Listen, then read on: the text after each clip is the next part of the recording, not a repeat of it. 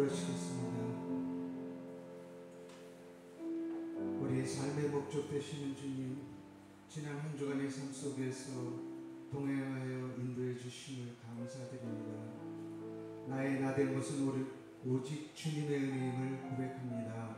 예수님의 이름으로 기도합니다. 아멘.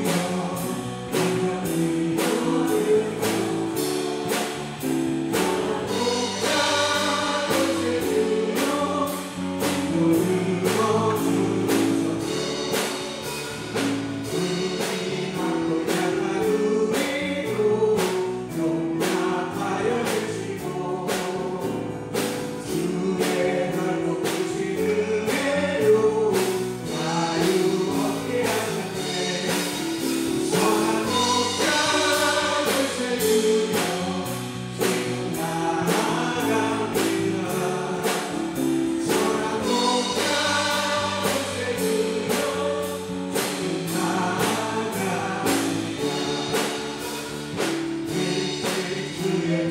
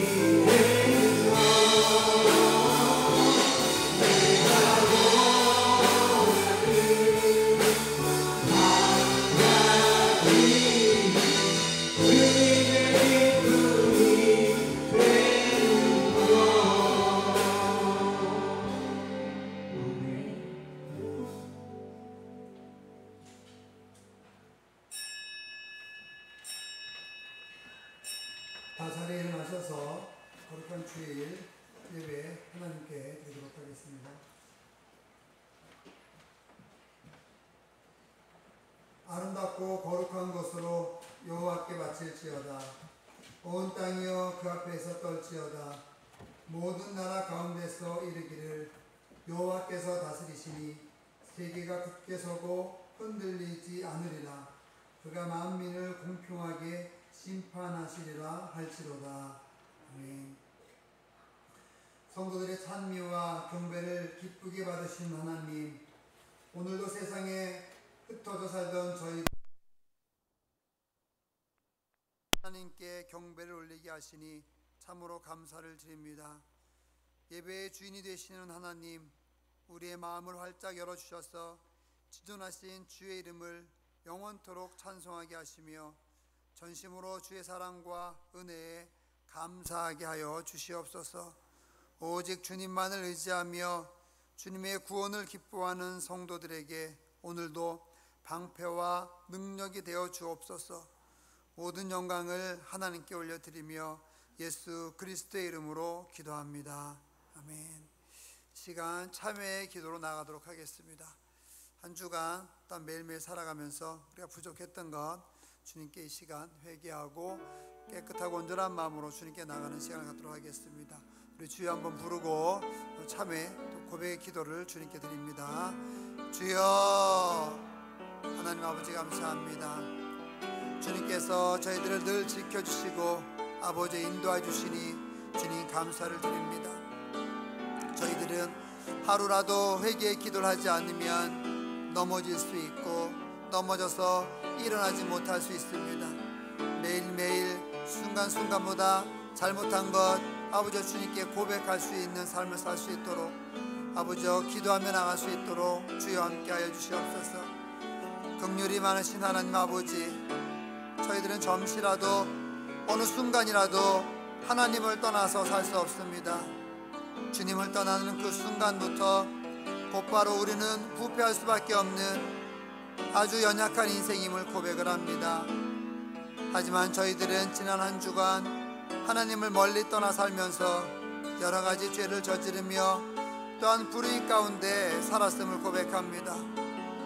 우리를 선하고 의로운 길로 인도하시려는 주님의 음성에 귀를 막고 내 욕망을 따라 음침한 길로 다녔습니다. 교회 공동체를 떠나 길 잃은 양과 같이 되었지만 자만한 마음을 가지고 돌아올 줄 몰랐습니다. 이웃과의 관계에서 내 죄는 용서받기를 바라면서도 다른 사람의 허물은 용납하지 않았습니다. 말과 행실이 믿는 자답지 못하여서 때로는 하나님의 영광을 드러내지 못하기도 하였습니다. 주님, 하나님을 멀리 떠난 교만과 고집 속에 지냈던 저희들을, 우리들의 생활을 주님 용서하여 주시옵소서. 깨끗하게 하여 주시옵소서. 그래서 정결하고 흰 눈보다 더 깨끗한 모습으로 주님께 나아가게 하여 주시옵소서. 이 시간 주님께 나아갑니다. 하나님 도와주시고 인도하여 주시옵소서. 예수님의 이름으로 기도드립니다.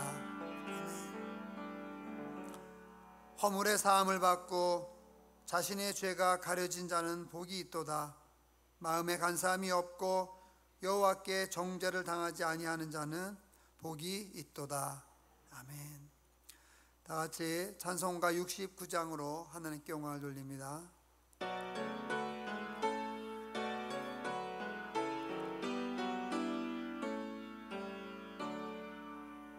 온 천하 만물 우러러 다 주를 찬양하여라. 할렐루야 할렐루야. 저음 빛나는 맑은 해, 저음 빛나는 맑은 달, 하나님을 찬양하라. 할렐루야 할렐루야 할렐루야. 힘차게 부는 바람아 떠가는 묘한 구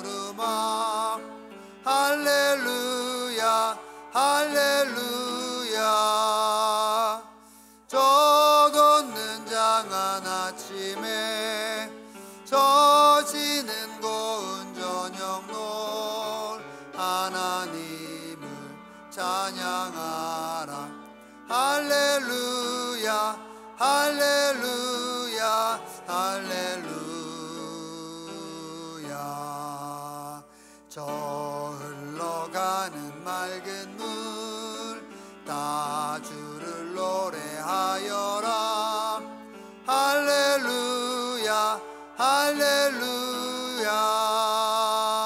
저 조화로운 밝은 물 그 빛과 열을 내어서 하나님을 찬양하라. 할렐루야 할렐루야 할렐루야.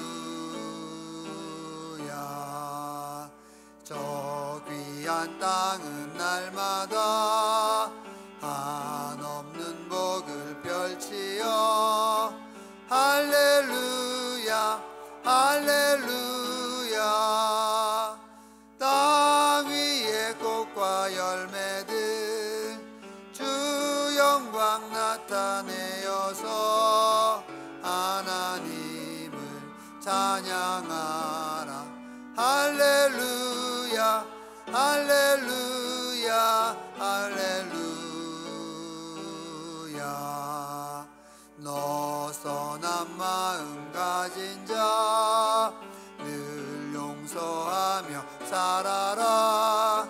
할렐루야 할렐루야. 금 고통 슬픔 지닌 자 내 근심 주께 맡겨라. 하나님을 찬양하라. 할렐루야 할렐루야 할렐루야. 주 은혜 받은 만민아 다 꿇어 경배하여라. 할렐루야 할렐루야. 성삼위일체 주님께 존귀와 영광 돌려라. 주를 찬양 할렐루야 할렐루야 할렐루야 할렐루야.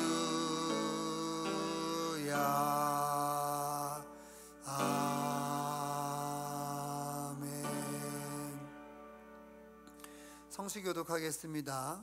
교독문 52번 시편 119편을 교독하겠습니다. 청년이 무엇으로 그의 행실을 깨끗하게 하리이까? 주의 말씀만 지킬 따름이니이다.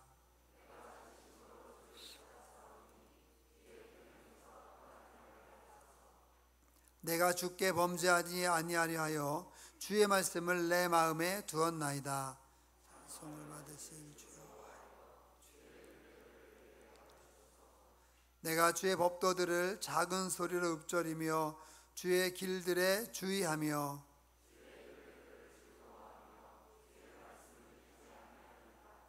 주의 법이 나의 즐거움이 되지 아니하였다면 내가 내 고난 중에 멸망하였으리이다.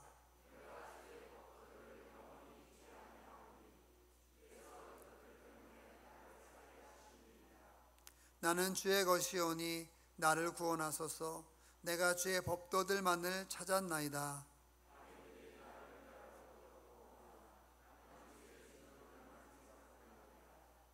내가 보니 모든 완전한 것이 다 끝이 있어도 주의 계명들은 심히 넓으니이다.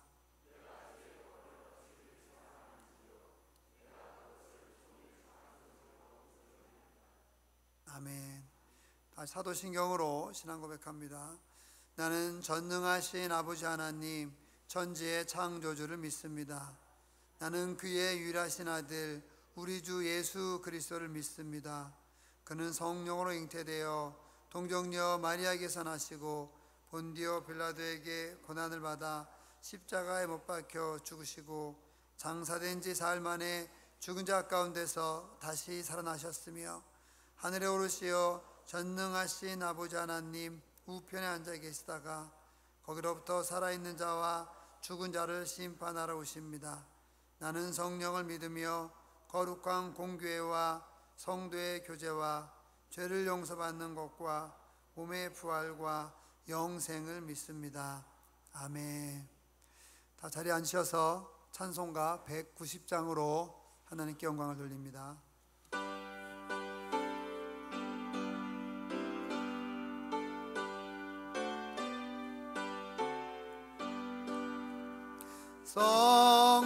성령이여 강림하사 나를 감화하시고 애통하며 회개한 맘 충만하게 하소서. 예수여 비오니 나의 기도 들으사 애통하며 회개한 맘 충만하게 하소서. 성령이여 강림하사 크신 권능 주소서.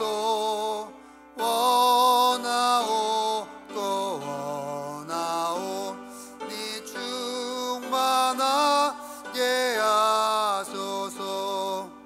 예수여 위오니 나의 기도 들으사 애통하며 회개한 맘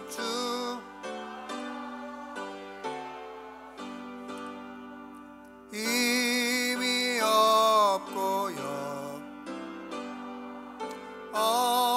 엎드려서 비오니 성령 강림하소서. 충만하게 하소서. 예수여 위오니 나의 기도 들으사 애통하며 회개한 맘 충만하게 하소서. 정케하고 위로하사 복을 받게 하소서. 충만하게 하시오니 구원 감사합니다. 예수여 오니 나의 기도 들으사 애통하며 회개한 맘 충만하게 하소서.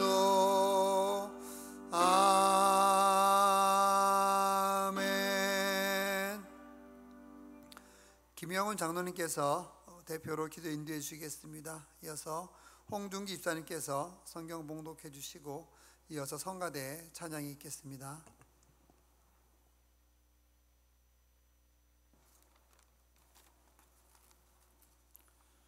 사랑과 은혜가 풍성하신 아버지 하나님 감사를 드립니다. 일주일 동안도 저희들을 지켜주시고 지금 이 예배의 자리에 모일 수 있도록 인도하여 주심에 감사를 드립니다. 늘 하나님 말씀대로 살아가려고 애를 쓰고 살아간다고 하지만 되돌아보면 죄와 손잡고 살아온 날들이 너무도 많다는 것을 고백하게 됩니다. 이 자리에 모인 저희들의 마음을 살피시는 주님, 정직하고 진실하게 살지 못했던 저희들의 죄를 용서하여 주시고 주님만을 기억하며 살겠노라고 다짐하면서도 삶의 현장 속에서는 내 생각이 중심이 되어 살아온 삶들을 용서하여 주시옵소서. 온 세상이 코로나 바이러스로 인하여 삶이 위축되어 가는 경향이 있기도 하지만 우리 새빛교회 성도님들은 하나님을 좀 더 깊이 만날 수 있는 계기가 되게 하여 주시옵소서. 성경을 좀 더 보게 하여 주시고 그 안에서 하나님의 마음을 만나게 하여 주시옵소서. 기도를 할 때 하나님 만나 주시고 찬양하고 찬양 들을 때에도 주님의 마음을 느끼게 하여 주시옵소서. 온 가정이 하나님을 온전히 섬기게 하여 주시옵소서. 어린아이에서부터 노인에 이르기까지 하나님 지켜주셔서 언제나 기쁨이 마음속에 흐르게 하여 주시고 감사가 넘치게 하여 주시옵소서. 이 모양 저 모양으로 봉사하시는 모든 성도님들을 축복하여 주시옵소서. 지금 연약한 저희들을 택하시고 자녀 삼아 주시고 지금 예배의 전으로 부르셨사오니 김용기 목사님을 통하여 말씀을 부어주시되 성령께서 우리 모두에게 부어주셔서 감사와 영광을 주님께 돌리는 감격의 예배가 되도록 인도하여 주시옵소서. 아버지 하나님, 예배당 건축을 허락하셨사오니 모두가 합심하여 기도하게 하여 주시고 건축위원들께 지혜로 함께하여 주시옵소서. 건축 과정 속에서 재정이 마르지 않게 하여 주시고 건축 과정 속에서 우리들의 마음의 성전이 아름답게 다져지도록 인도하여 주시옵소서. 길을 찾지 못했던 저희들에게 길을 찾게 하여 주시고 진리를 깨닫지 못했던 저희들에게 생명 되신 예수님을 만날 수 있도록 인도하여 주시옵소서. 목사님을 지켜주시옵소서. 영육간의 강건함으로 지켜주시옵소서. 사모님과 자녀들도 지켜주시고 평안한 가정이 될 수 있도록 인도하여 주시옵소서. 김영기 목사님께서 말씀을 전하실 터인데 성령께서 함께하여 주셔서 듣는 우리 모두에게 하나님 은혜의 시간이 되도록 인도하여 주시옵소서. 성가대의 찬양이 주님을 높이기를 원합니다. 주님 홀로 영광 받아 주시옵소서. 감사드리오며 예수님의 이름으로 기도드립니다. 아멘.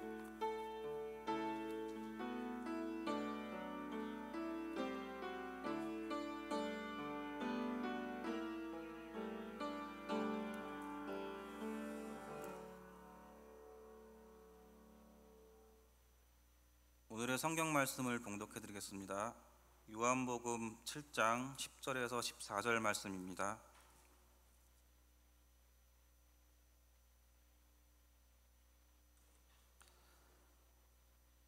다 찾으신 줄 알고 봉독해 드리겠습니다. 그 형제들이 명절에 올라간 후에 자기도 올라가시되 나타내지 않고 은밀히 가시니라. 명절 중에 유대인들이 예수를 찾으면서 그가 어디 있느냐 하고 예수에 대하여 무리 중에서 수군거림이 많아 어떤 사람은 좋은 사람이라 하며 어떤 사람은 아니라 무리를 미혹한다 하나 그러나 유대인들을 두려워함으로 드러나게 그에 대하여 말하는 자가 없더라. 이미 명절의 중간이 되어 예수께서 성전에 올라가사 가르치시니. 아멘.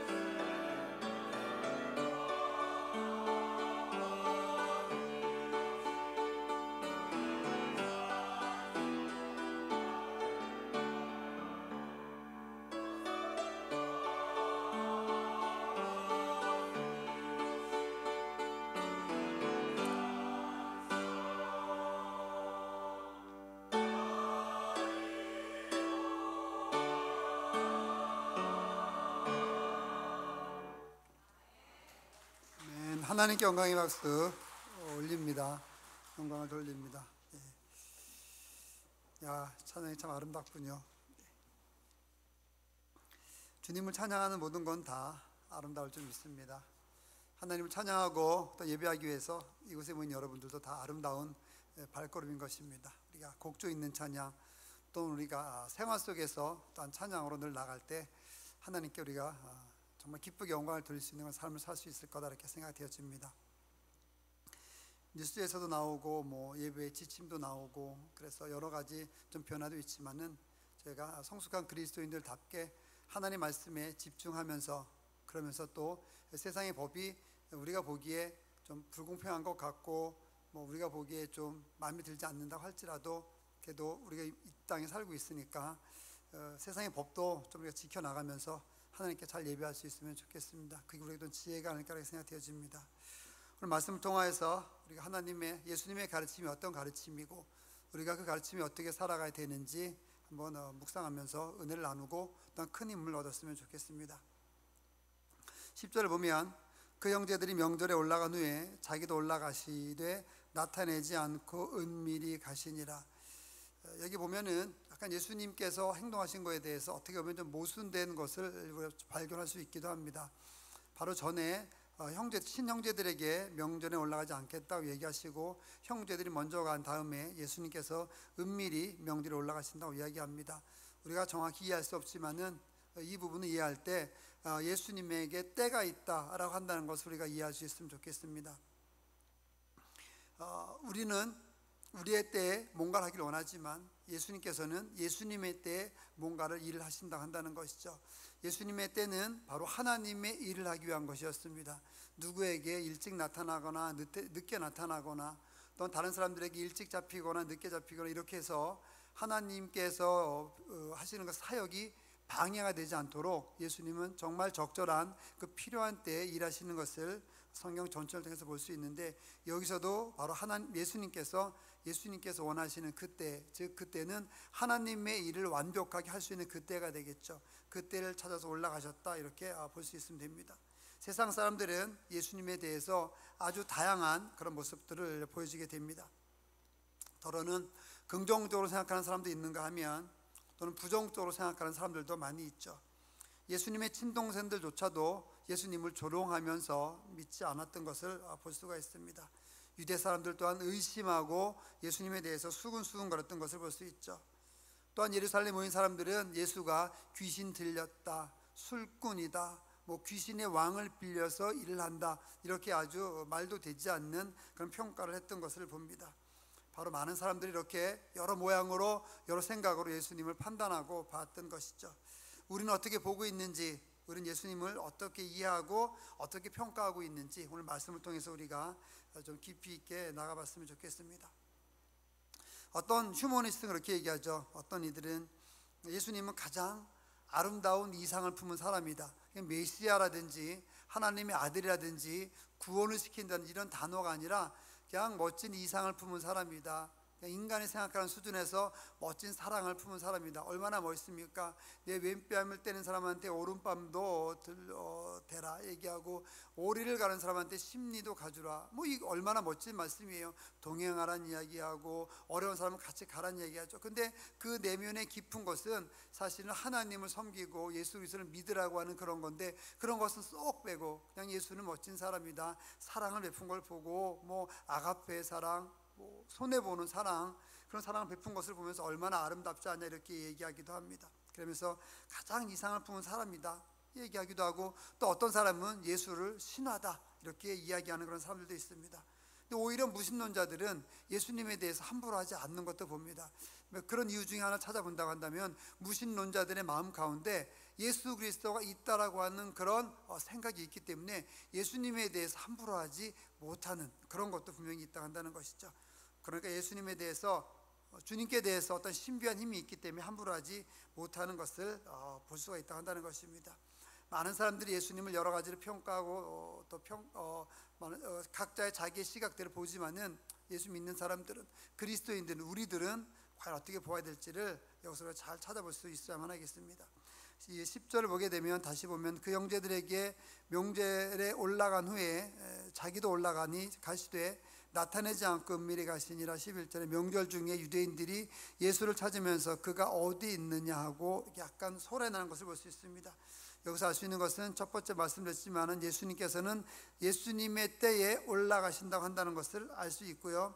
두 번째, 은밀하게 다른 사람들에게 나타나지 않고 올라가셨다는 것을 볼 수가 있습니다. 바로 처음에 말씀드렸던 것처럼 예수 그리스도께서는 때를 굉장히 소중하게 여기신다라고 한다는 것을 여기서 볼 수가 있습니다. 12절에 보면 예수에 대하여 무리 중에서 수군거림이 많아 어떤 사람은 좋은 사람이라 하며 어떤 사람은 아니라 하니라 무리를 미혹한다 하나 13절에 그러나 유대인들을 두려워함으로 드러나게 그에 대하여 말하는 자가 없더라. 이렇게 13절에 얘기합니다. 어떤 사람들은 예수님을 좋은 사람이라고 그렇게 본문에 있는 것처럼 이야기를 합니다. 그렇게 평가를 하죠. 예수님의 말씀은 굉장히 신선하고 충격적이었습니다.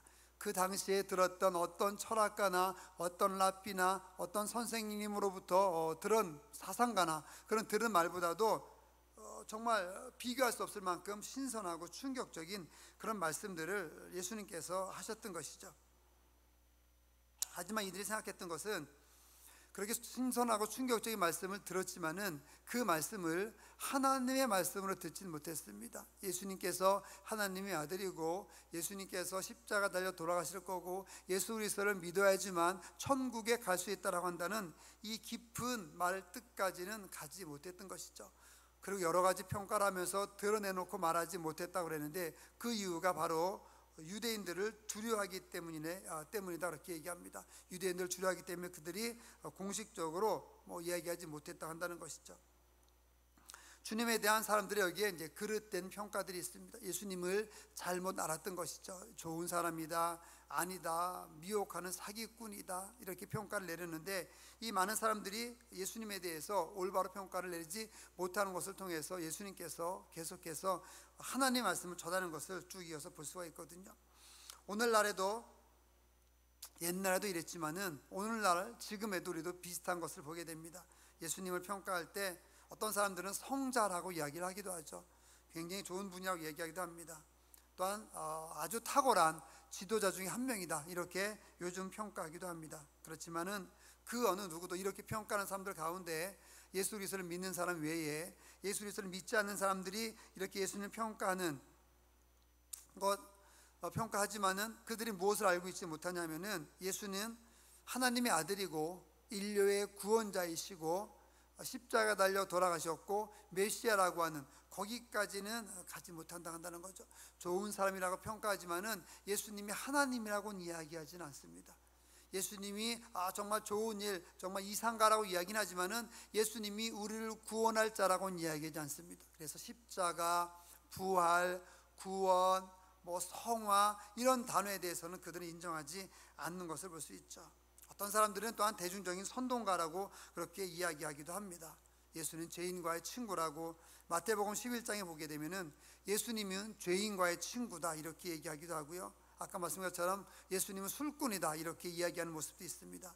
마태복음 12장에서는 귀신의 왕, 아까 말씀드린 것처럼 바알세불의 힘을 빌려서 그가 귀신을 쫓아낸다 이렇게 아주 엇갈린 이상한 평가를 하는 것을 볼 수 있습니다. 이것은 하나님을 잘 알지 못하기 때문에 그렇습니다. 왜 하나님을 알지 못하느냐? 그 말씀이 바로 14절을 이어서 볼 수 있습니다. 14절에 보면 이미 명절의 중간이 되어 예수께서 성전에 올라가사 가르치기 시작했습니다. 15절에 유대인들이 놀랍게 여겨 이르되 이 사람이 배우지 아니하였거늘 어찌 그를 아느냐 이렇게 얘기합니다. 예수님의 가르침은 실로 충격적이었고 아주 신선했습니다. 말씀드린 것처럼 이전에 그 어떤 사람도 예수님 이런 말씀처럼 가르친 사람이 없었던 것이죠. 이렇게 말씀을 가르치게 되니까 이들이 당황하게 됐습니다. 처음에 들어보지 못한 말씀을 듣게 되니까 신선하고 충격적으로 받아들였는데 그 이유가 뭐냐면은 예수님은 하나님의 말씀을 전했고 하나님의 뜻을 가르쳤고 세상 사람들은 세상에 속해 있기 때문에 그렇습니다. 세상에 속해 있었으니까 세상 말을 하면은 그냥 내가 쉽게 받아들일 텐데 세상 말이 아니라 하나님의 말을 하니까 주님의 말을 하니까 하늘나라의 메시지를 전하니까 이들이 전혀 들어보지 못했던 그런 말씀이었죠. 그래서 신선하다고 생각했고 충격적이라고 생각했습니다. 그렇지만 예수님이 하나님의 아들이시고 메시아이시고 십자가에 달려 돌아가시고 우리를 구원할 분이라고 하는 거기까지는 가지 못했다고 한다는 것이죠.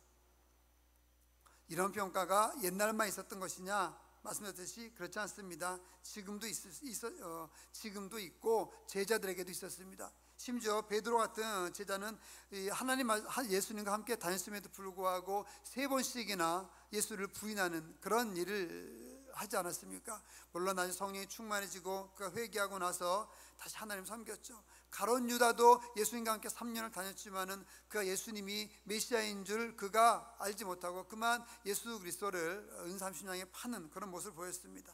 도마는 어떻습니까? 예수님의 부활을 봤음에도 불구하고 그가 믿지 않았습니다. 나중에 예수님께서 내가 십자가에 달릴 때 내 구멍난 손가락에 손을 넣어봐라, 발을 만져봐라, 그리고 내가 예수인 줄 내가 믿어라 라고 얘기하니까 도마가 나중에 믿지 않았습니까?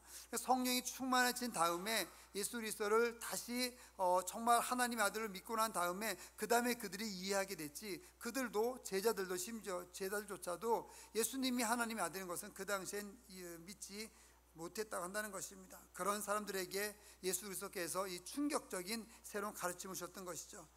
여러분은 어떻습니까? 우리는 어떻습니까? 예수 그리스도를 그냥 단순히 좋은 사람으로 생각합니까? 그냥 성자 가운데 한 분이라고 생각하십니까? 아니면 여러분의 삶을 송두리째 바꿀 수 있는 하나님의 아들이라고 생각하십니까? 내가 힘들고 어렵지만은, 내가 고통스럽지만은, 내가 삶이 지금 이렇게 살아가지만은 하나님께서 원하시면, 예수님께서 원하시면 내 삶을 순식간에 바꿀 수 있을 거라고, 하나님이 그런 분이라고, 예수가 그런 분이라고 믿고 계십니까? 우리는 흔히 그렇게 얘기합니다. 사람은 쉽게 변하지 않아. 저 사람이 왜 그래? 뭔가 이상한 일이 있을 거야. 뭐 신앙생활 잘 못하다가 신앙생활 열심히 해요. 막 기도 못하다 기도 열심히 해요. 그럼 우리는 그렇게 생각할 수 있어요. 아, 저 사람이 왜 그러지? 에휴, 평소 기도 안 했는데 사람이 이렇게 쉽게 변하겠어? 이거 인간의 생각이에요. 하나님은 쉽게 변화시킵니다. 1초 만에도 변화시켜요. 지금 우리가 함께 예배하지만은 저 사람이 예배 드리고 나서 저 사람이 왜 그래? 이상해졌네. 우리는 생각할 수 있겠지만은 하나님께서는 예배하는 가운데서도 1초 이내에 우리를 완벽하게 변화시킬 수 있다 한다는 거죠. 그 하나님을 믿느냐는 거예요, 우리가. 바로 이 유대인들은, 예수님을 따랐던 사람들은, 제자들은 당시에 이걸 몰랐던 거예요. 그냥 좋은 사람, 신선한 가르침이 있으니까 뭔가 새로운 것이 있지 않을까? 어떻게 이렇게 가르칠 수 있지? 이게 어디서 글을 배웠지? 지금으로 말하면 스펙이 없는 거예요. 아니, 저 사람이 대학도 안 나왔는데, 저 사람이 박사도 아닌데 어떻게 저런 말을 할 수 있어? 에이, 박사도 아니니까 나 못 믿겠어. 서울대 박사도 아닌데, 외국에서 박사학위 받아온 것도 아닌데 내가 어떻게 믿어? 못 믿겠어. 이렇게 되는 거예요. 사람은 외모를 보고 평가를 하게 되는 거죠. 예수님은 그게 아니었어요. 예수님은 외모가 중요한 것이 아니고 하나님의 일을 하느냐 하지 않느냐, 이게 중요했던 것이죠. 그러니까 하나님의 일을 이야기하니까, 하나님의 말씀을 가리키니까, 하나님의 말을 전하니까 세상에 속해 있었던 사람들이 예수님의 말을 이해할 수 없었던 거예요. 그러니까 어렵다, 신선하다, 충격적이다, 와 놀랍다, 색다르다라는 거기까지는 갔지만 그 다음 너머에 예수님의 말씀이 하나님의 뜻이고 하나님의 말씀이고 그 말씀이 하나님께서 원하는 그런 행동을 하라고 하는 말씀이라고 하는, 거기까지는 가지 못했다고 한다는 것이죠. 이게 예수님에 대해서 평가했던 사람들입니다. 그렇기 때문에 이들에게는 하나님의 말씀은 이해할 수 없는 말씀이었어요. 하나님의 말씀은 그들의 이해에 넘어 있는 그런 말씀이었다고 한다는 것이죠. 예수님께서 이 예루살렘에서 가르치시면서 사람들이 학문도 없이 뭘 가르치냐 이렇게 무시하고, 한편으로는 배운 것도 없는데 어떻게 저렇게 잘 가르치냐 이렇게 놀라게 됐던 것이죠. 어제 잠깐 저희 이제 코로나 때문에 나오지 못하는 분들이 많이 계시긴 한데 실가반을 세탁소에 잠깐 들릴 일이 있었어요. 네, 이제 그 성도님이 저한테 문자를 이제 자주 보내세요. 이건 뭡니까? 성령 충만한 건 뭡니까? 구원은 뭡니까? 이 질문을 하는데 답변은 굉장히 오래 해야 되는 질문들을 많이 하세요. 네, 그분이 성도님인데 세례도 안 받으셨잖아요. 성도님인데 나름 이제 성경을 많이 읽으세요. 그래서 이제 어제 잠깐, 아주 잠깐이었어요. 몇 분 잠깐 얘기했는데 어떤 분이 왔는데 이제 예수님에 대해서 이야기를 했대요. 하나님에 대해서. 근데 그분이 이제 뭐 새벽에 오라고 하니까 새벽에 오고 싶었는데 어찌어찌 다른 교회로 갔다 이렇게 얘기 이제 했다 그러시더라고요. 그러면서 그 실가반을 그 이제 성도님이 삼위일체를 설명했대요. 놀랍죠. 예, 세례도 안 받으셨는데 성도님 이제 삼위일체를 성 어거스틴의 삼위일체를 설명을 했대요. 근데 예전에도 그런 얘기 저랑 가끔 하셨거든요. 근데 삼위일체 성 어거스틴의 삼위일체를 얘기하는데 갑자기 온몸에서 소름이 돋더래요. 그건 하나님이 하시는 거예요. 여러분 그래 보신 적 있어요? 내가 누구에게 예수님 정말 좋은 분이야, 예수님은 이런 분이고, 비록 예수님은 육신의 몸을 갖고 태어나셨지만 하나님의 아들이시고 예수님께서 십자가에 달려 돌아가셨는데 그 달려 돌아가신 것은 당신과 나를 위해서 돌아가신 것이고, 예수님께 십자가에 달려 돌아가시고 죽으시고 부활하셨기 때문에 우리가 살 수 있고, 그래서 우리가 하늘나라에 갈 수 있는 거야. 이렇게 설명할 때 여러분의 가슴이 몸소리 쳐지고 여러분의 살같이 막 도돌도단하는 그런 체험 해보신 적 있습니까? 제가 얘기했어요. 그분께 하나님이 함께 해주신 거라고 자신 있게 얘기했습니다. 여러분, 하나님의 말씀을 전하면, 하나님의 말을 하게 되면은 내 말이 아니라 내 안에 있는 성령님이 하나님의 말을 하게 하시는 거예요. 내가 예수님의 십자가를 얘기하는 것 같지만은 사실상 내 안에 계신 성령님께서 이야기하게 하시는 거거든요. 그걸 뭐라고 하느냐? 그거를 성령이 일한다고 하는 거예요. 그걸 하나님이 일한다고 한다는 거예요. 내 생각은 그게 아닌데 나와는 전혀 내가 생각하지 않았던 그런 전혀 다른 단어를 사용하게 되고, 내가 어떤 그런 이 말을 하게 되고, 나와는 전혀 상관이 없는 것과 같은데 어떤 그런 말을 하게 되고 하나님을 이야기하게 되고, 이게 성령이 하는 일이거든요. 예수님께서는 그렇게 일하신 거예요. 그렇게 일하시니까, 하나님이 일하니까 능력이 나타났고 놀라운 기적이 나타났던 거죠. 그런데 세상에 속해 있던 사람들은 그거를 몰랐던 겁니다. 그러니까 예수님에 대해서 그릇된 평가, 잘못된 평가를 했던 것이죠. 예수님은요, 구약에 대한 지식이 탁월했습니다. 뭐가 배우지도 않으셨지만 탁월했습니다. 당연하죠. 하나님이시니까. 그 구약을 만드시고 말씀을 만드신 분이 하나님이신데 예수님인데 왜 모르겠어요? 구약에 대한 지식이 뛰어났고요, 그 통찰력은 당대 어떤 종교 지도자들도 따라올 수 없었습니다. 당시에 뭐 샴마이 학파, 힐렐 학파, 뭐 가말리엘 문화, 이런 아주 뛰어난 그런 유대 랍비들이 있었는데 그들과는 비교도 할 수 없을 만큼 놀라운 통찰력과 지식이 있었던 것이죠. 심지어는 예수님이 12살 때 성전에 올라가서 제사장들과 토론했습니다. 맞짱을 떴다는 거죠. 제사장들과 맞짱을 떠가지고 예수님이 지지 않았거든요. 당연하죠. 하나님이니까. 세상 사람들 봤던 거예요. 아니, 저 어린아이가 어떻게 저렇게 할 수 있지? 부모도 이해하지 못했거든요. 근데 영적으로 보면 당연한 거죠. 예수님이 하나님이시니까 제사장과 토론할 수 있는 것이 당연하고, 제사장들을 가리킬 수 있는 것이 당연한 것입니다. 이것을 보고 모두 다 놀랍다고 기록하고 있는 거죠. 예수님은 정말 독특하게 가르쳤습니다. 어떤 사람도 가르칠 적이 없는 아주 특별한 그런 말씀으로 가르쳤던 거죠. 2000년 이상이 지난 지금도 예수님의 가르침은 어떤 가르침보다 탁월합니다. 성경을 보게 되면은 그 어떤 사성가보다 탁월하게 가르치는 말씀인 것을 여기서 우리가 볼 수 있죠. 어느 종교 창시자도 예수님과 같은 높은 차원의 사랑과 죄사함에 대해서 이야기할 수 없습니다. 하늘나라에 대해서 이야기할 수 없고요, 진리에 대해서 이야기할 수 없고, 어둠의 세력에 대해서 이야기할 수 없고, 종말에 대해서 이야기할 수 없고, 성령에 대해서 이해할 수 없습니다. 어느 누구가 나는 살아있는 떡이다, 살아있는 빵이다, 나를 먹어야 된다, 나는 살아있는 생명의 피다, 나를 마셔야 된다, 어느 누가 이렇게 생명에 대해 설명을 합니까? 할 수가 없습니다. 예수님만이 할 수 있는 거죠. 왜 예수님만이 할 수 있습니까? 예수님은 하나님이시니까. 하나님의 말씀을 전하는 이 예수님 말씀을 듣는 많은 사람들이 당시에 커다란 충격을 받았어요. 마치 전기에 감전된 것과 같은 커다란 충격을 받았던 것이죠. 그런데 안타까운 것은 받아만 들였고 그냥 듣기만 했고, 그것을 그 사람들이 마음 가운데 간직하고 삶에서 적용시키진 못했다 한다는 것입니다. 그냥 충격받았고 감명받았고 거기서 끝. 그리고 그거에 대해서 비판하기 시작했고 공격하기 시작했고 예수 그리스도를 죽이기 시작했습니다. 하나님의 말씀을 모르는 사람들에게 하나님의 말씀을 전하면은 공격이 올 수밖에 없습니다. 그래서 기독교가 공격을 받는 것이고, 그래서 예수 믿는 사람들이 공격을 받는 것입니다. 여러분, 주님의 말을 하고 주님의 생각을 전하고 하나님의 일을 하게 되면 우리가 마치 전기에 감전된 것처럼 충격을 받게 되고, 그 다음에 충격을 받게 된 것을 가지고 우리가 그것을 모시고 간직하고 하나님의 일을 하게 되면 우리는, 여러분은, 우리 모두는 하나님의 일을 할 수 있다는 것을 꼭 기억하며 나갈 수 있어야만 하겠습니다. 그럼 어떻게 이렇게 충격적인 말씀이고 어떻게 사람들에게 정말 그 전기에 감전된 것 같은 그런 놀라운 예리한 말씀들을 전할 수 있었는가? 그것이 16절에 나오는 겁니다. 예수께서 대답하여 이르시되 내 교훈은 16절에 내 것이 아니요 나를 보내신 이의 것이니라. 즉 예수 그리스도의 말씀이 충격적이고 정 많은 사람들에게 감동을 순간이나 주었고 전기에 감전되는 것과 같은 그런 충격을 준 이유는 예수님이 세상의 말이 아니라 하나님의 말을 했기 때문에 그렇습니다. 여러분, 설교는 하나님의 말을 하는 겁니다. 여기서 뭐 신문 본 거 이야기하고 TV 본 거 이야기하고, 제가 가끔 수요일날 뭐 금요일 이럴 때는 약간 이제 예화를 드리기도 하지만요, 설교는 근본적으로 하나님의 말을 하는 것이죠. 뭐 설교 뭐 TV에서 본 걸 이야기하고 뉴스에서 난 걸 이야기하고, 저도 뭐 뉴스에서 난 걸 이야기하기 시작하면 얼마나 할 말이 많겠습니까? 며칠 그죠? 하루 이틀 사이 얼마나 그 뭐 그냥 뉴스에 큰 뉴스를 많이 차지하고 있습니까?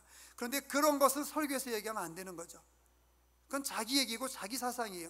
설교에서는 하나님. 예전에 어떤 목사님이 그런 일이 있었다 그래요. 박종철 이제 그 고문 사건, 죽었었던 오랜 사건이죠. 큰 교회였는데 그때 설교 때 목사님이 그 얘기를 하지 않으니까 청년들이 들고 일어났답니다. 목사님 비겁합니다. 왜 이야기하지 않습니까? 왜 박종철에 대해서 얘기하지 않습니까? 이렇게 정말 불쌍하게 죽었는데, 고문당해서 죽었는데 왜 이야기하지 않습니까? 비겁합니다라고 얘기하니까 큰 교회 목사님이에요. 목사님 성함은 되지 않지만은 여러분이 얘기하면 다 아는 분인데, 그 목사님 그렇게 얘기했답니다. 성경에 그게 없는데요. 나는 성경에 있는 것만 이야기합니다. 성경에 그것이 있으면 이야기하겠습니다. 근데 그것을 이야기하기 위해서 성경을 여기저기 따다 붙이질 않겠습니다. 그렇게 얘기했대요. 정말 멋진 목사님인 것 같아요. 그러니까 큰 교회, 대교회 그런 목회를 하셨겠죠.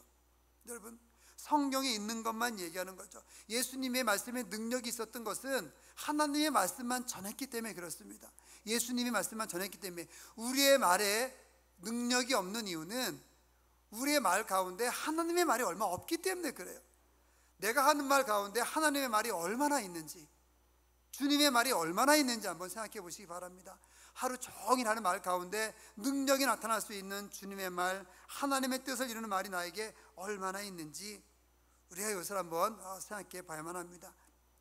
예수님의 말씀은 하나님의 말씀이기 때문에 능력이 있었던 것을 여기서 볼 수 있습니다. 그래서 16절 다시 보면 얘기하지 않습니까?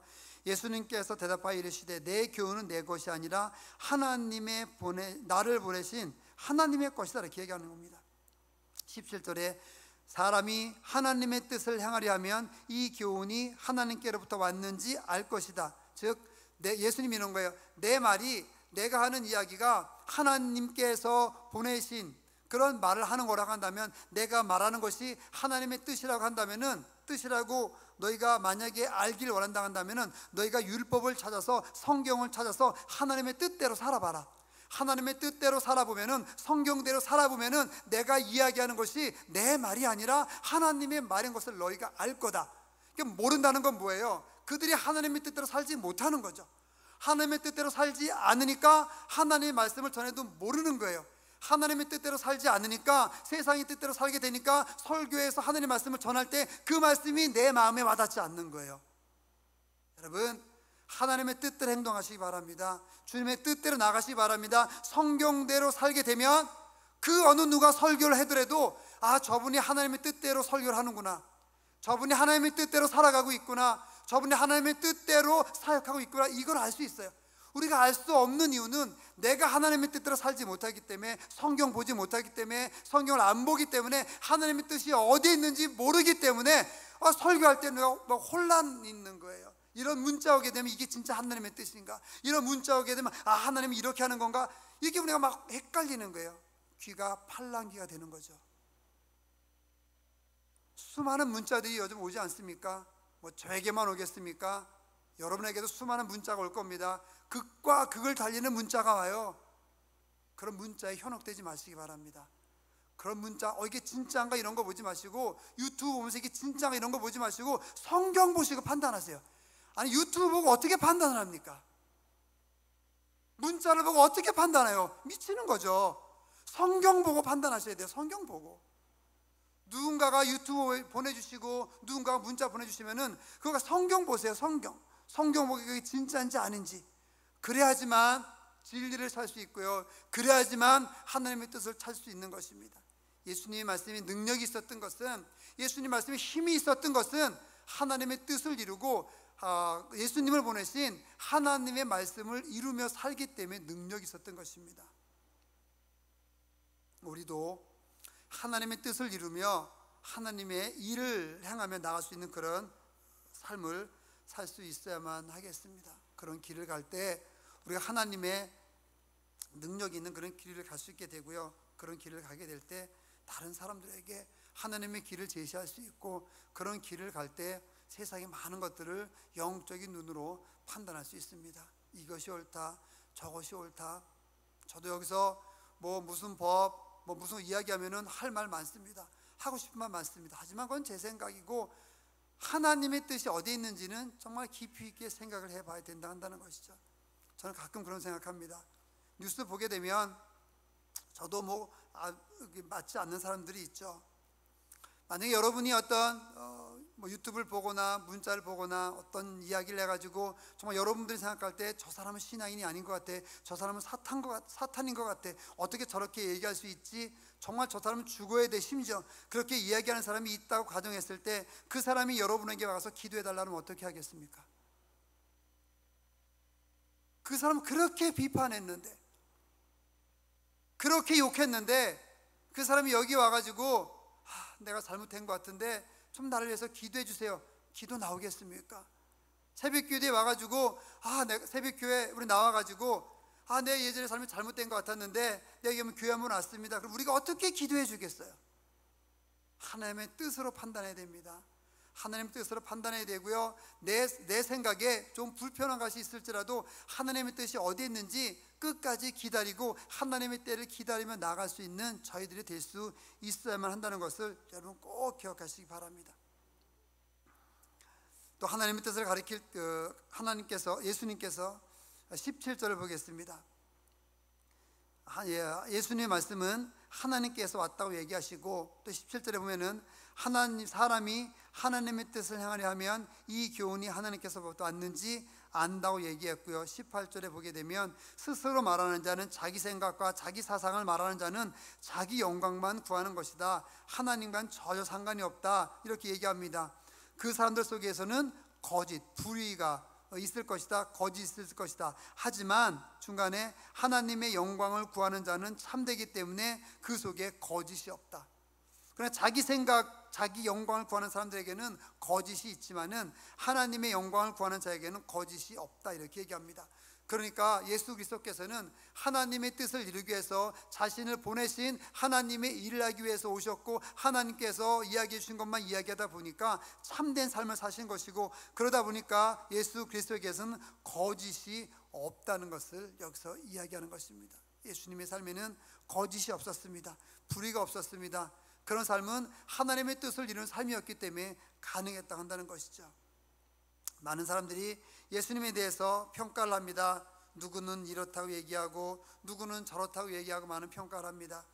하지만 우리는 예수님을 하나님의 그런 말씀을 가지고 평가라기보다는 하나님의 말씀을 알아가야만 하겠죠. 옛날이나 지금이나 예수님 당대의 이 요한복음 시대 이때나 지금이나 예수님에 대해서 잘못 평가하는 사람들이 많습니다. 하지만 그 중에서도 예수님을 올바로 평가하는 사람들이 아주 많이 있습니다. 예수님을 막는 세력이 아무리 거세다고 할지라도 예수님을 만나는 사람들이 있습니다. 그 사람들이 바로 지금 앉아있는 여러분들입니다. 그리고 좀 더 우리가 이전을 살아본다면, 당대에 살아본다면 바로 베드로와 같은 사람들이 있었죠. 베드로도 결국은 처음에는 예수를 올바로 이해하지 못했지만 나중에 그 거센 예수 그리스도를 올바로 이해하지 못하게 만드는 거센 영적 어둠의 세력에 그가 그 세력을 뚫고 이겨서 예수 그리스도를 올바로 알게 되죠.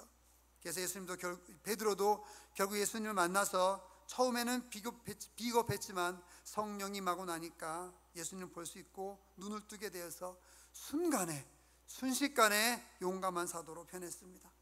죽음을 각오하고 예수님을 전했죠. 의심이 많던 도마도 예수님을 만난 후에 나의 주 하나님, 나의 주 하나님 이렇게 고백하면서 무릎을 꿇고 울면서 그가 전설에 의하면은 예수님을 전하며 전도하다가 신발이 다 낡아 떨어져서 발이 터져서 피가 나와서 순교했다고 얘기합니다. 처음엔 비겁하고 의심했지만 그렇게 하나님을 예수를 그리스도를 믿고 나갔던 것이죠. 바울도 마찬가지입니다. 다메섹, 지금의 다마스커스 도상에서 부활하신 예수님을 만난 다음에 그는 인생의 대전환점을 만났습니다. 예수님을 막는 세력이 아무리 거세다고 할지라도 하나님을 찾는 사람들에게는 예수님께서 보여주셨고 그 길을 갈 수 있도록, 하나님의 길을 갈 수 있도록 예수님께서 인도해 주셨던 것이죠. 그래서 바울은 예수님을 위해서 감옥에 가기도 하고 자신이 자랑하던 모든 것들을 다 버리고 예수 그리스도를 위해서 그가 죽어갔던 것을 볼 수 있습니다. 그 다음 세대도 있습니다. 성 어거스틴도 그렇고요, 마르틴 루터도 그렇고 존 칼빈도 그렇고, 이 많은 사람들이 예수 그리스도를 믿지 못하는 거대한 영적인 세력을 이기고 하나님을 만나고 예수님을 만나서 그가 주님을 위해서, 이들이 주님을 위해서 정말 놀랍게 일했던 것을 볼 수가 있습니다. 존 웨슬레라고 있습니다. 감리교회를 만든 사람입니다. 이 사람은 풍랑을 만나서 배에서 죽음과 같은 그 심한 상황에서 하나님을 만났습니다. 존 웨슬레랑 같이 예배했던 그런 모라비안 형제들도 예수를 만나고 죽음 가운데서도 그들은 기도하고 하나님 섬기며 나갔습니다. 이것이 예수 그리스도를 믿는 것을 방해하는 영적인 거대한 어둠의 세력에 맞서서 하나님을 만났던 그런 사람들이었죠. 예수님께서 만나 주셨던 것입니다. 윌리엄 캐리라는 사람이 있습니다. 하나님을 만나고 인도로 들어가서 복음을 전하다 죽었습니다. 영국의 케임브리지 대학의 7인 중에 한 명이라고 하는 C.T. 스터디라고 하는 사람이 있습니다. 이 C.T. 스터디는 예수를 만나고 아프리카에서 총망받는 사람이었지만은 예수를 만나고 아프리카에 가서 복음을 전하다가 일생을 헌신하며 죽었습니다. 허드슨 테일러는 중국을 위해서 죽었습니다. 그가 중국을 떠나려고 할 때 고열이 났을 때 정말 너무 힘들고 어려워서 중국을 떠나려고 하는데 떠나기 전날 밤에 고열이 나서 죽기 직전에 하나님을 만났습니다. 하나님을 만나고 예수님을 만나고 그 생각을 바꿔서 다시 중국에 남았죠. 중국에서 죽어갔습니다. 허드슨 테일러도 그랬죠. 우리나라도 있습니다. 여러분, 주기철 목사님, 손양호 목사님 같은 분들 무서운 고문 가운데서도 예수 그리스도를 놓지 않았습니다. 손양호 목사님 같은 경우에는 자기 아들을 죽인 그런 공산당을 양아들로 맞이하여서 하나님의 사람을 만들지 않았습니까? 거대한 영적인 공격에 맞서서 예수 그리스도를 알지 못하게 하는 영적인 공격에 맞서서 이들은 하나님을 만났고 주님을 만났습니다. 그래서 주님께서 예수님께서 이들의 삶을 변화시켰던 것이죠. 현재 우리 주변에도 예수님을 위해서 순교를 무릅쓰고 예수님을 위해서 어려움을 무릅쓰고 온갖 현장에서 살아가는 사람들이 있습니다. 때로는 선교 현장에서, 때로는 삶에서 살아가는 사람들이 있죠. 수고하며 헌신하며 나가는 하나님의 사람들이 있습니다. 여러분들도 그런 사람들이죠. 여러분들도 그런 사람들입니다. 여기 앉아 계신 여러분들도 사실 얼마나 치열한 삶을 살고 있습니까? 월급을 받기 위해서 일해야 되죠. 일하지 않으면 돈도 안 나오죠. 일해야지 동사무소에서 돈 나오지 않습니까? 일해야지 월급 받지 않습니까? 움직이지 않으면 돈 못 법니다. 그것 위해서 우리가 힘들게 일하고 출근하고 윗사람과 아랫사람 동료들 눈치를 봐가면서 얘기하고 허리 잡으며 일하고 무릎 그냥 아픈 거 그냥 쭉 이렇게 손을 잡으면서 일하고 얼마나 힘들고 어렵게 살아갑니까? 때론 치사하게, 때론 자존심 굽혀가면서 일합니까? 그게 바로 하나님을 위하여서 살아가는 여러분들의 헌신이라고 한다는 거죠. 그렇게 살아가고 그렇게 삶 살아가고 주일에 이렇게 나와서 예배하고 나가는 바로 여러분들도 앞에 쭉 열거한 그런 사람들 못지않게 바로 하나님의 삶을 위해서, 주님의 삶을 위해서 순교의 길을 지금 가고 있다 한다는 것입니다. 어떻게 보면 그냥 목숨을 다 잃는 순교는 간단할 수 있어요. 그게 더 쉬울 수 있어요. 그런데 죽지 않고 80, 90, 100살 동안 하나님 믿고 살아가는 게 더 힘들 수 있어요. 그렇지 않습니까? 선교지에 가서 막 복음 전하고 있었는데 갑자기 뒤에 가서 총으로 막 쏴주게, 뭐 그런 일이 지금도 있으니까 우리가 순교했으니까 얼마나 뭐 안타깝기도 하고 또 감사하기도 하죠. 근데 남은 사람도 힘들기도 하죠. 우리가 그런 것보다는 정말 천수를 누리면서 만수를 누리면서 하나님의 뜻대로 사는 것이 더 어려울 수 있습니다. 그렇기 때문에 우리는, 저와 여러분, 우리 모두는 이 순교의 삶을 살아가고 있는 것입니다. 그것은 바로 하나님의 말씀이 여러분에게 임했기 때문에, 주님의 말씀이 여러분에게 임했기 때문에 여러분이 하나님 말씀을 정말 따르고 싶고 주의 말씀에 순종하고 싶고 주의 말씀대로 살아가고 싶기 때문에 그런 길을 갈 수 있는 은혜와 능력을 예수 그리스도께서 우리에게 주셨던 것이죠. 사탄은 우리를 막습니다. 예수 그리스도를 막습니다. 하나님을 섬기고 예수 그리스도께 헌신하는 것을 막습니다. 이 막고 있는 영적인 거대한 이 세력 앞에서 우리는 예수 그리스도의 십자가 보혈을 의지하여서 승리하며 나가는 그런 삶을 사는 그런 사람들인 것입니다. 베드로처럼, 도마처럼, 바울처럼, 성 어거스틴, 마르틴 루터나 존 칼빈이나 윌리엄 캐리나 스터드나 허드슨 테일러나 주기철 목사님이나 손양 목사님처럼 여러분들도, 우리들도 하나님의 길을 가고 있다는 확신을 가지시고 더욱더 힘을 내서 주를 위해 살아갈 수 있는 우리 모두가 될 수 있기를 주님의 이름으로 축원을 드립니다. 여러분은 모두 순교자입니다. 지금 죽지 않았지만은 언젠간 예수님 만나게 되겠죠. 순교자의 삶을 매일매일 살아갈 수 있는 그런 길을 가게 해달라고, 가고 있다라고 선포하고 기도하시기 바랍니다. 기도하겠습니다. 하나님 감사합니다. 하나님의 말씀을 전하는 사람들 되게 해주시옵소서. 하나님의 말씀만 전하는 그런 삶을 살아서 하나님의 영광을 나타내고 능력이 있는 삶을 살고 다른 이들에게 하나님을 전하게 하여 주시옵소서. 예수님의 이름으로 기도드립니다.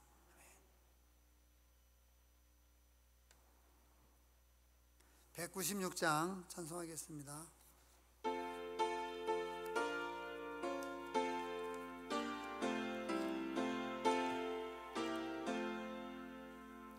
성령의 은사를 나에게 채우사 주님의 사랑 본받아 나 살게 하소서. 성령의 은사를 나에게 채우사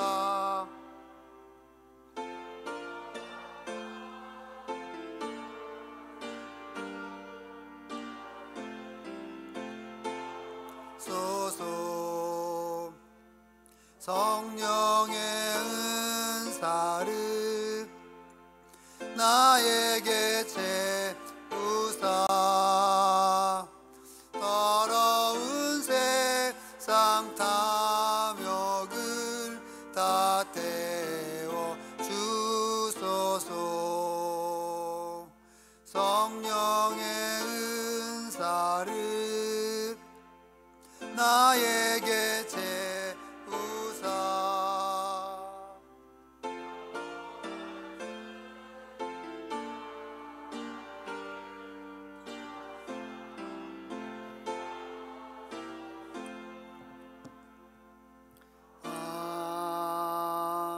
아멘. 교회 소식 알려드립니다.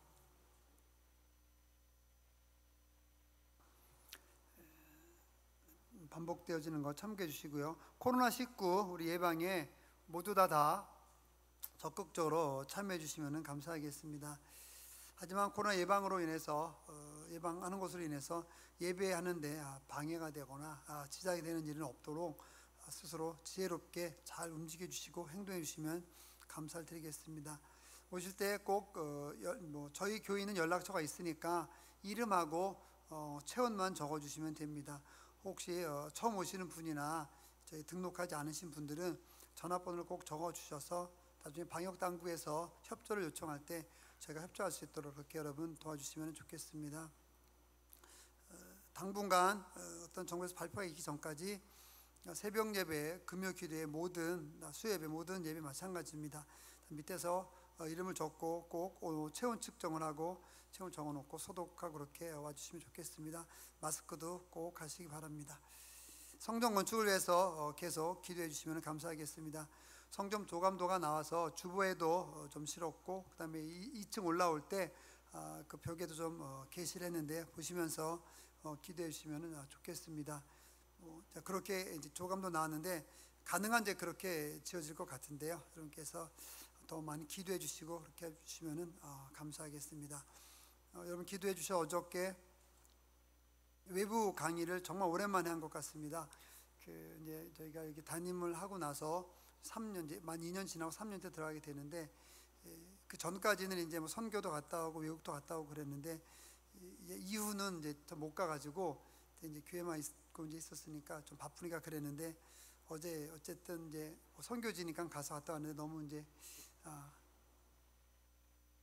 좋았습니다. 그러니까는 이제 밖에 다녀야 되는 사람이다는 생각이 들었어요. 그래서 아무튼 그래서 이제 뭐 거기 강의하고 이제 또 즐겁게 또 교제 나누고 그리고 돌아왔습니다. 근데 저희 이제 여기 이 주보에 있는 하람교회였거든요. 저희가 어제 이제 강의 갔던 데가 제주도에 있는 밑에 세 번째 하람교회였었는데 가서 말씀 잘 전하고 또 아이들한테 또 과학 실험도 하고 또 이제 세미나도 하고 좋은 교제 나누고 그렇게 잘 왔습니다. 혹시 여러분들이 나중에 이렇게 교회 건물을 이렇게 수리한다거나 아니면 고쳐준다 이런데 관심 있는 분이 있으면은 나중에 한번 가셔서 좀 도와주고 그렇게 해도 좋지 않나라는 생각이 듭니다. 교회가 너무나 뭐라 그래야 되나 그냥 시골틱합니다. 그래서 바닥도 저렇게 깨끗한 게 아니고 그냥 그 어린이집 가면 이렇게 붙인 매트 있죠. 그 매트로 이렇게 바닥을 깔아놨는데 아마 여러분들 그거 갖다 깔아놓으라면 지저분해서 못 깔아놓는다고 할 것 같아요. 그거 깔아놓고 예배하시고 그다음에 아이들 이제 선교하고 그렇게 하고 계시더라고 하고요. 그래서 차도 이제 공항까지 올 때 태워다 주는데 차가 서는 줄 알았어요. 갈 때마다 덜컹한 밑에서 뭔가 떨어질 것 같고 그래서 목사님께 그랬습니다. 목사님 이 차 타면 안 되겠네. 그러니까 이제 그 목사님 제가 전도사 때 따랐던 이제 분이긴 한데 안 되겠네 이야기를 하니까 그래도 감사합니다 이렇게 얘기하더라고요. 그래서 제가 괜히 미안했어요. 괜히 미안하고 갑자기 제 차 생각이 나더라고요. 저희 차도 물론 2002년, 2004년식이긴 하지만 그래서 너무 미안하고 굉장히 막 그런 마음을 갖고 왔습니다. 그래서 강사비를 주는데 도저히 못 받겠더라고요. 그래서 그냥 감사하다고 받고 바로 아이들 간식비다 주니까는 무조건 안 받겠대요. 그래서 알았다. 그래서 비행기 시간 다 됐고 그래서 갖고 와서 강사비는 전액 다 저희 교회 건축헌금으로 드렸습니다. 그래서 아마 건축헌금 하반기로 나올 텐데 여러분께서 기도해 주시고 또 기회가 되면 가서 또 도와줄 수 있는 게 너무나 많겠더라고요. 건물도 그렇고 그래서 우리가 함께 또 기도가 나왔으면 좋겠습니다. 물론 이제 한국이니까 그런데 여기 나와 있는 시에라리온을 간다거나 캄보디아 간다 그러면은 또 그 교회는 호텔이겠죠. 여러분 기도하시면서 우리가 더 많은 선교할 수 있으면 이렇게 참 좋겠습니다. 당분간 교회 소모임은 이렇게 중단하도록 하겠습니다. 발표에 의하면은 성가대도 이런 얘기를 하면서도 참 저도 재미있는데 성가대도 연습은 안 되고 예배 전에 본당에서 한두 번 맞춰보는 건 된다 이렇게 얘기한 것 같아요. 도대체 어떤 똑똑한 사람의 머리에서 그런 게 나오는지 참 아주 똑똑합니다. 그래서 교회에서 식사하면 안 되고 잘 아시겠지만은 교인들이 밖에 가서 식당 가서 식사하면 괜찮고 이렇게 아무튼 똑똑한 사람들이 얘기한 거니까 어떻게 해요? 들어줘야죠. 그래서 여러분 그래서 교회 소모임 이런 거 좀 많이 좀 이렇게 당분간은 중단하도록 그렇게 하겠습니다. 우리가 하나님 예배를 열심히 해야 되지만은 세상으로부터 공격받을 필요는 없습니다. 그래서 그거 안 한다 그래서 우리가 예배 못 하는 것도 아니지 않습니까? 또 더 깊이 또 새롭게 예수 그리스도를 묵상할 수 있는 기회가 될 수도 있으니까요. 그렇게 불만만 갖지 마시고 또 우리가 의롭게 이야기할 건 이야기하지만은 불만만 갖지 마시고 그 안에서 어떻게 하나님을 더 깊이 찾아갈지 한번 생각해 보면은 또 새로운 은혜가 우리에게 있지 않을까 그렇게 생각이 되어집니다. 그렇게 나갈 수 있는 저희들 되었으면 좋겠습니다. 혹시 제가 빠뜨린 광고 있으면은 말씀을 해주시고요. 오늘 제가 바로 헌금 기도하고 축도로 바로 하겠습니다. 마치겠습니다. 하나님 감사합니다. 주여 함께 해주셨고 인도해 주셔서 주님 감사를 드립니다. 귀한 헌금을 드렸습니다. 11조 헌금으로 드리고 감사 헌금으로 드리고 주일 헌금으로 드리고 여러 가지 모양으로 감사하며 드립니다. 단 헌물을 드리기도 하고 또 시간 내서 헌신을 드려서 시간을 들여서 하나님께 아버지여 드리기도 하고 시간을 내어서 하나님께 드리기도 합니다. 아버지 세상에서 쓰이는 물질 아버지여 이 재정과 또 아버지 시간과 아버지 몸과 마음을 드린 우리 모든 성도님들에게 아버지여 큰 복으로 함께 해주시옵소서.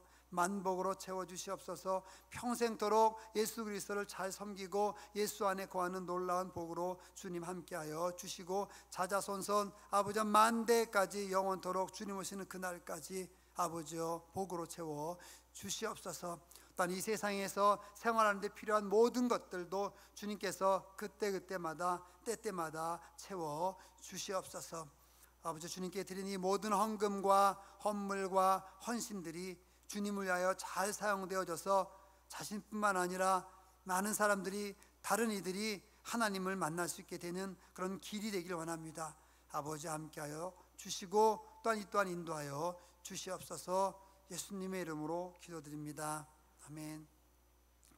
이제는 우리 주 예수 그리스도의 은혜와 하나님의 크신 사랑하심과 성령님께서 함께해 주시는 놀라운 은혜가 하나님께 헌신하며 하나님을 섬기며 하나님의 말을 하고 하나님의 뜻을 이루며 살겠다라고 다짐하며 고백하며 나가는 우리 귀한 모든 성도님들과 자녀와 후손들에게 이제부터 영원토록 함께 있을지어다. 아멘.